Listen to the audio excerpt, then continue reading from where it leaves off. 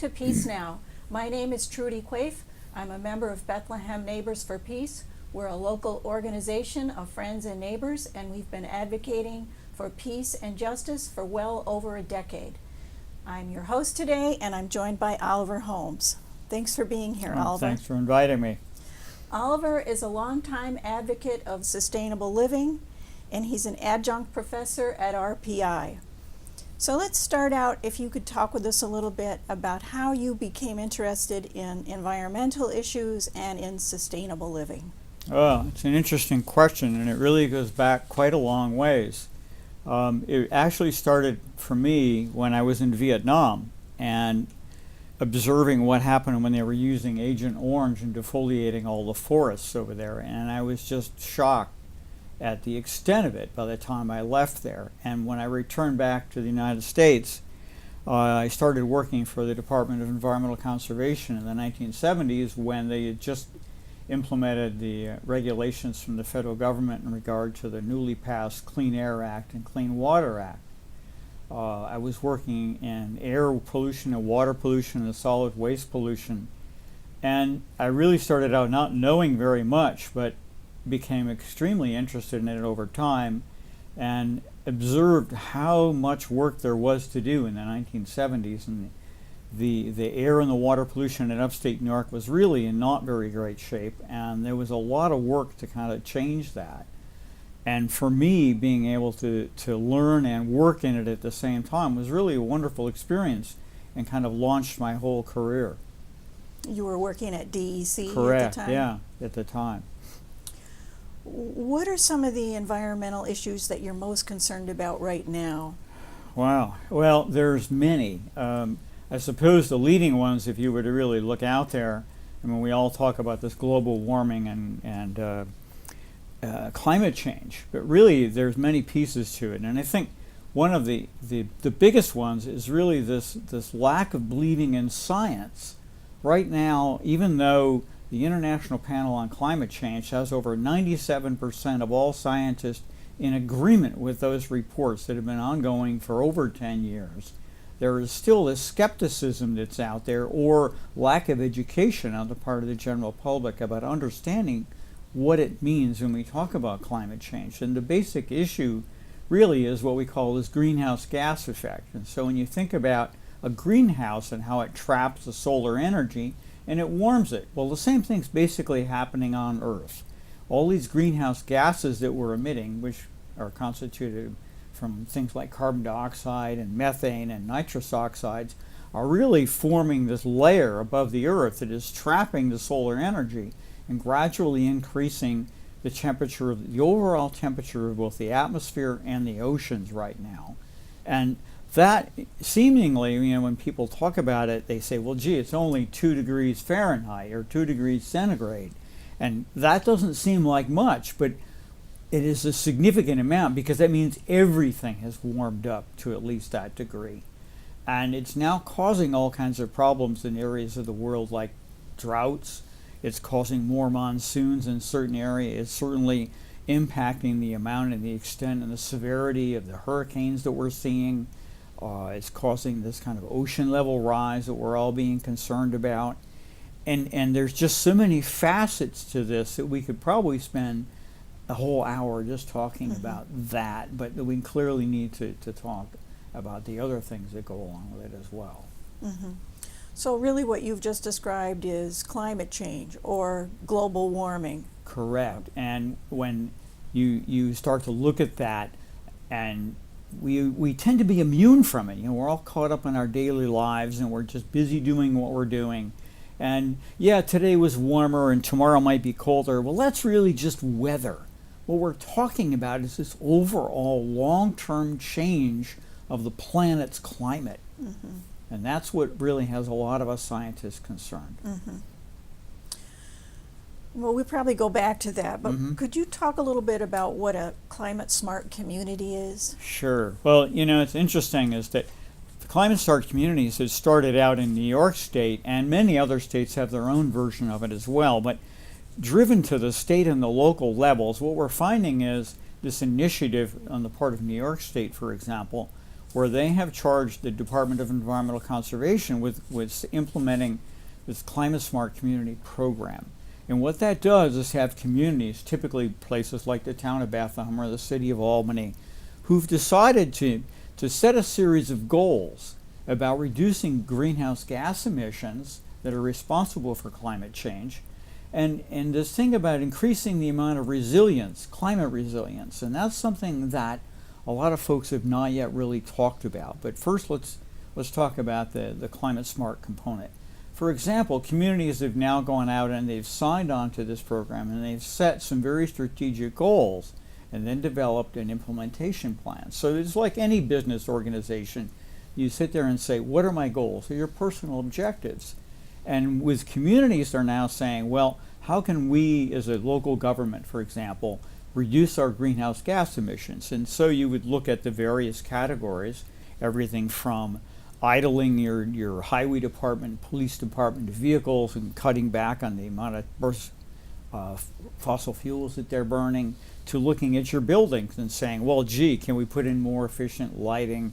Can we turn the lights off? Can we buy more efficient computers?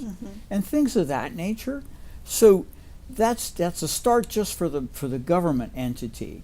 And then looking at, in some cases, what the communities are now doing is saying, well, not only can we cut our energy use, but now how do we look at generating energy? And so what we're finding is a large number of communities that are in this Climate Smart Community Program are now implementing things like photovoltaic solar energy plants and wind power. And for example, in the town of Bethlehem, they've installed about a 4 megawatt plant that's now contributing to generating significantly more renewable energy that's used within the community, within the local grid, and it's saving taxpayer dollars at the same time. So there's these multiple benefits that accrue to any one of these communities that have now signed on with this program and implementing them. And then the next step is to say, how do we keep them evergreen, and what else can we do?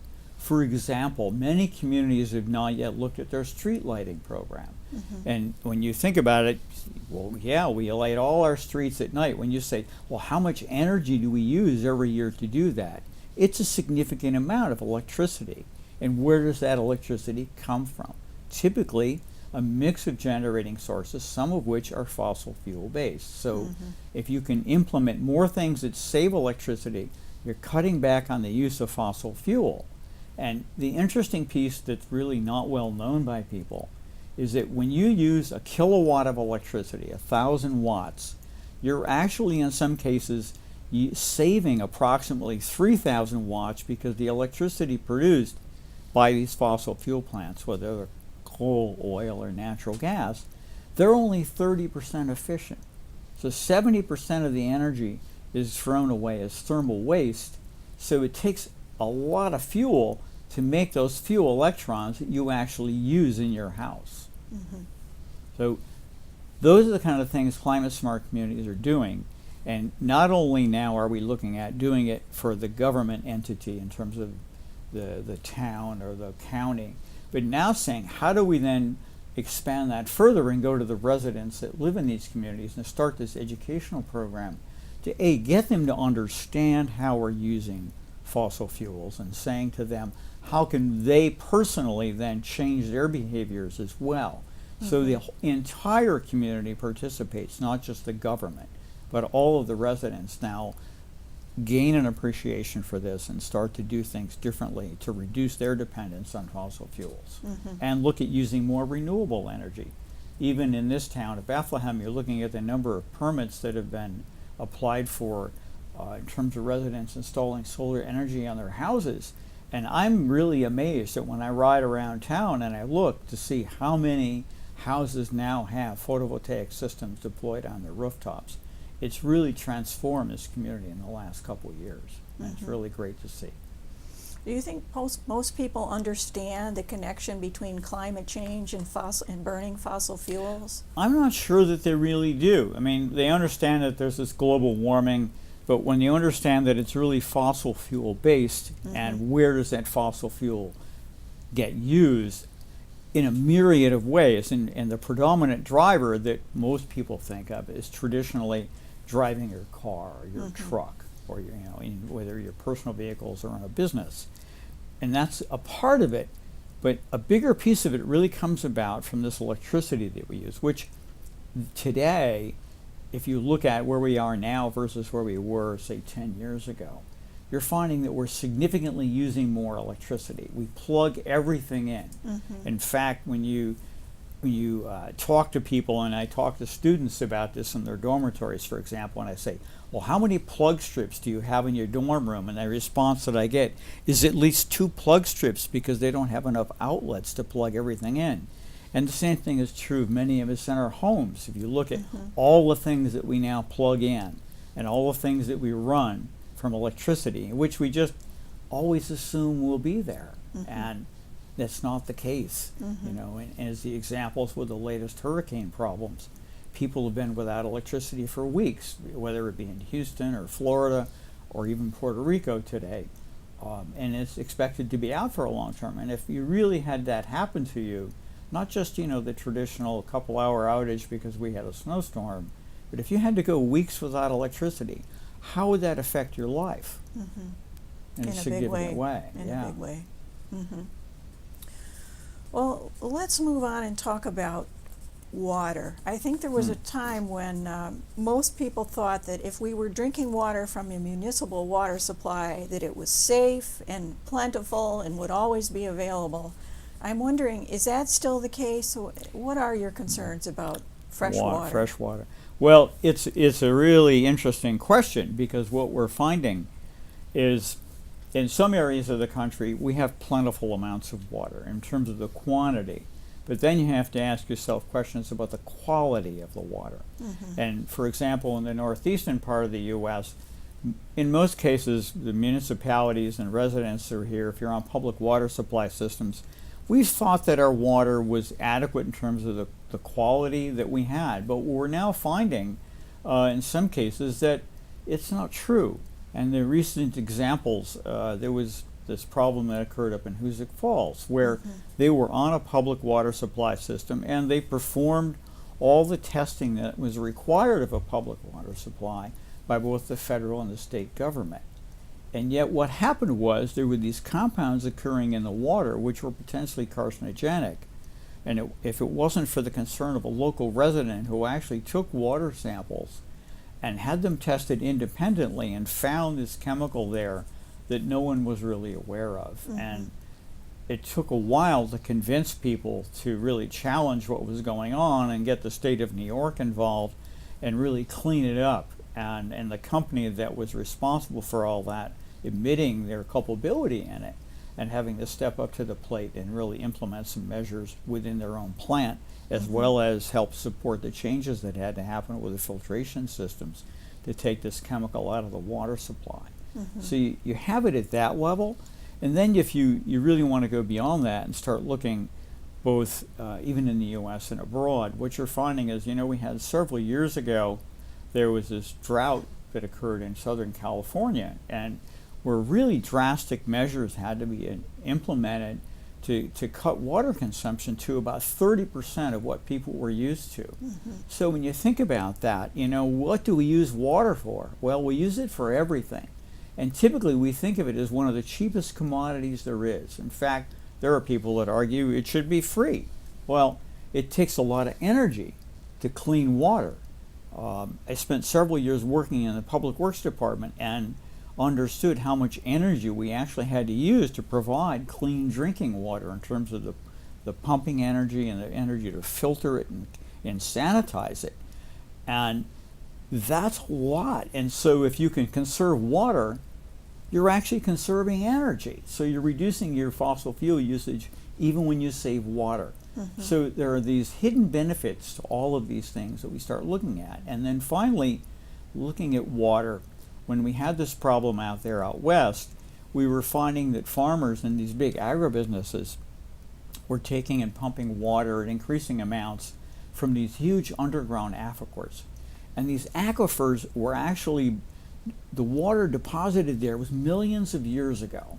And what we're finding is with the drought, the farmers were down there drilling new wells, and they were going down 10 to 20 feet further every year to continue to be able to draw water out of the aquifer. And this water is hundreds of feet below the surface, and it's been there for millions of years. And the thing is that that water in that aquifer does not get replaced when it rains. That water was deposited there as part of geologic time.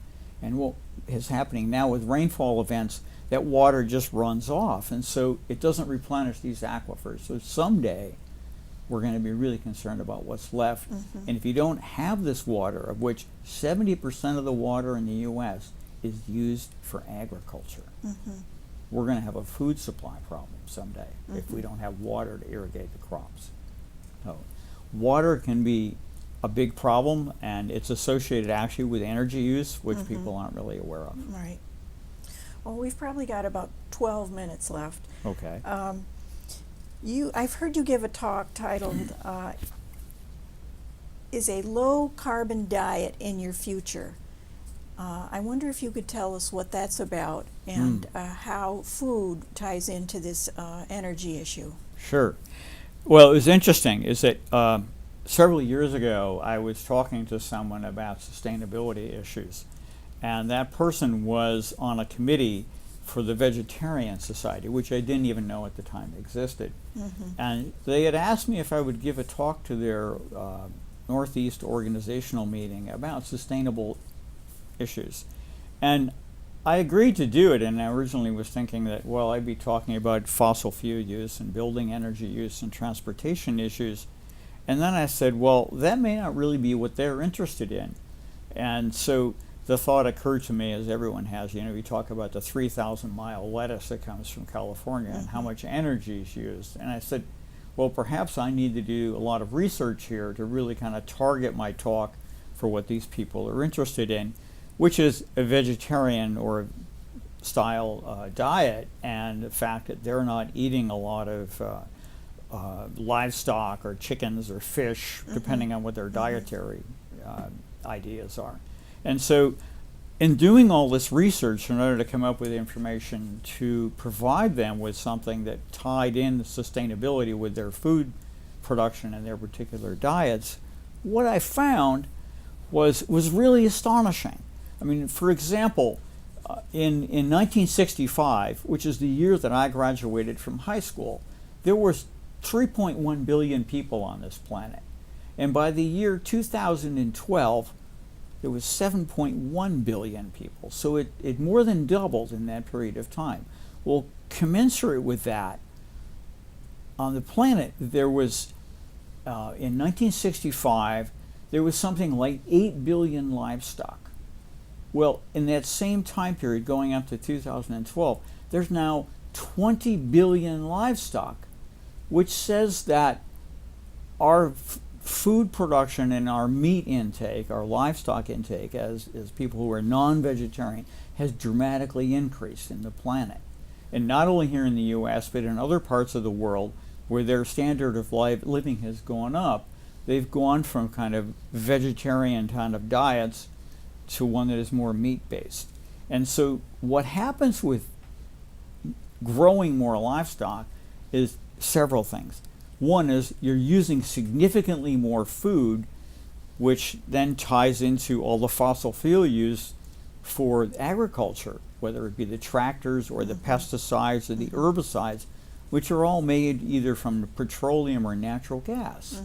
So all of that additional grain, etc., that's used to feed the livestock is really kind of an inefficient food supply system, if you will.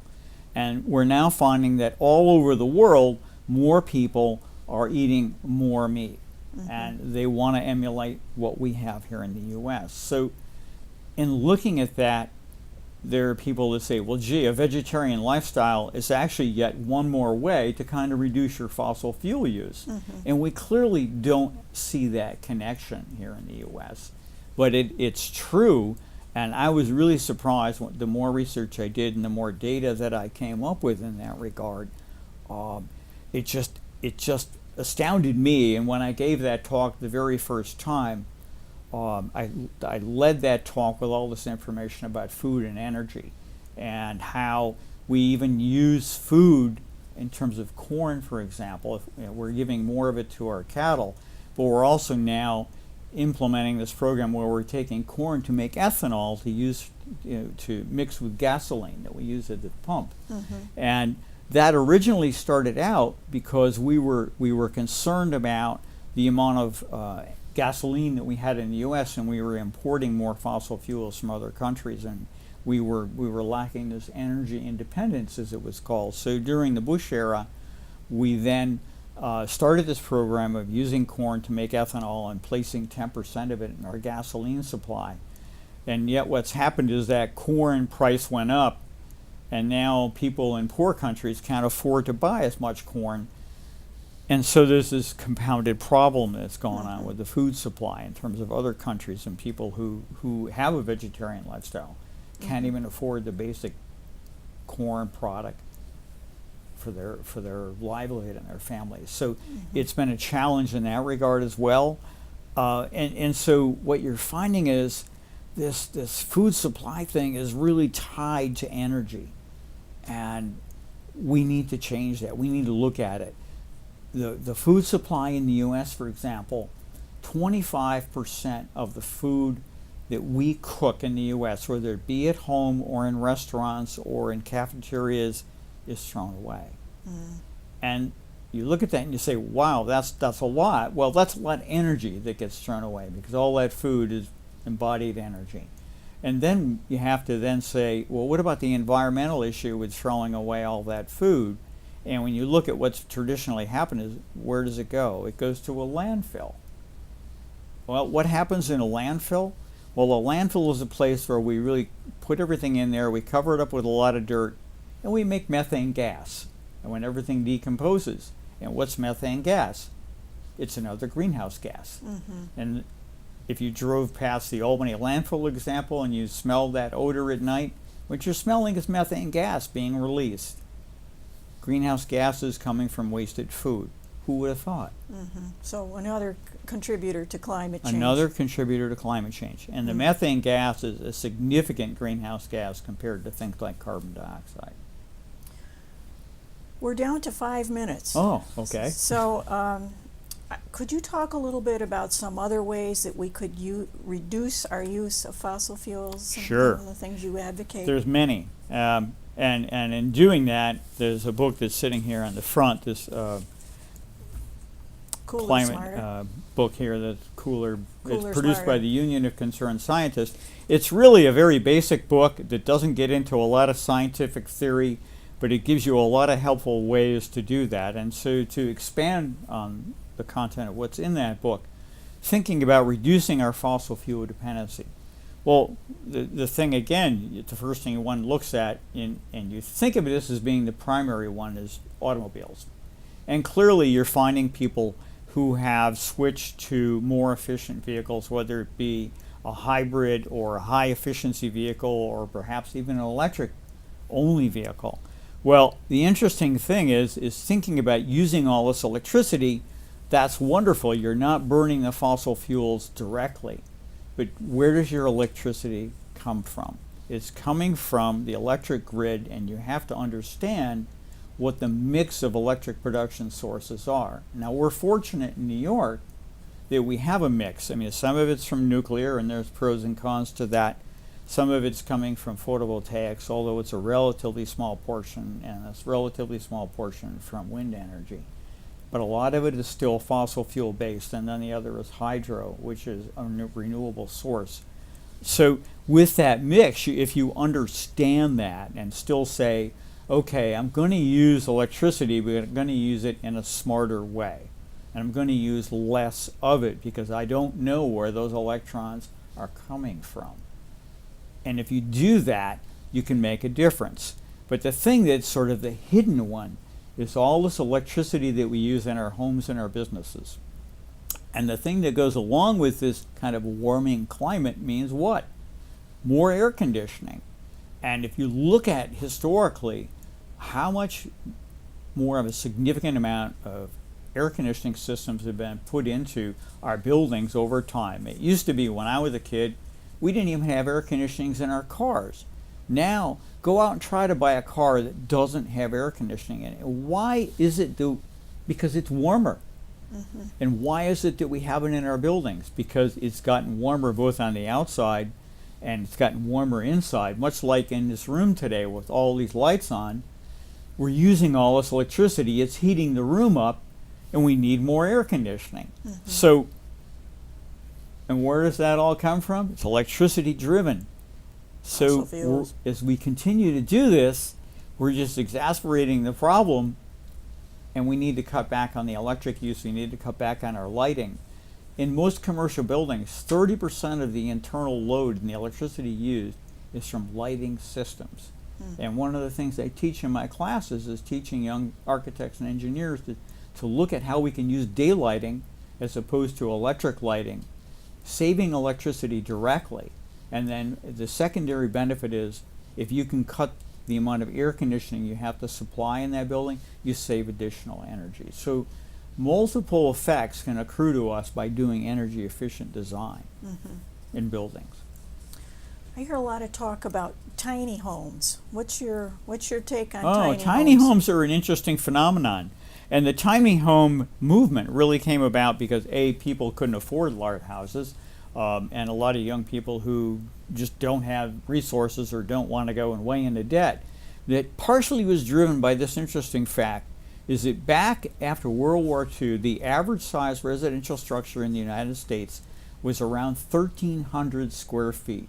And in that were 2 adults, 3 to 4 kids, and a dog and a cat.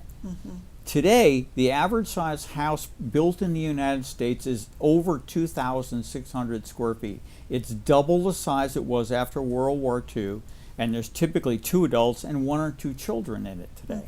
So we've built houses that are twice as big to accommodate less people. And in doing that, they use more energy and more resources to build them. I mean, you think about all the materials that go into producing a structure and all the waste that goes into building a house that's twice as big. There are pictures I have that I use in one of my classes that talk about 3 dumpsters worth of trash for every single residential structure that's built in a new subdivision today. And all of that material took energy to make it. And what are we doing with all that material when we're done? We're just throwing it away and putting it in another landfill to decompose and make more methane. We're down to 1 minute. So do you have any final thoughts on this? Is there one final thought that you'd like people to consider in there when they're talking about building a home or getting through their day? The real thing here is to educate yourself and your children. I mean, I do it now with all the classes I'm teaching, but what I'm finding is that I'm having to teach young people to go out and teach the adults that they're going to work for about being smarter, about climate problems, about being more energy efficient in our buildings. There's a lot of people who just don't understand the significance of the issue. And the challenge is becoming, we're moving from a point of talking about mitigation strategies, meaning using less energy, to adaptation strategies, meaning there's some things that are irreversible here, and some of the climate models that the scientists are now looking at are saying it could get worse than we're talking about. We're almost afraid to tell people how bad it could really get here in the long term by the year 2050 or 2100. So I think people have to really challenge what's going on. They need to challenge the leadership both at the federal government level and even in your local communities. You know, when you come to your local elections, get people to really ask those questions. Do you believe in climate change and do you support it? And what are you going to do about it? What are you going to do about it? All right, good. Exactly. Thank you, Oliver Holmes, for joining me here today, and thank you all for joining us. Thank you.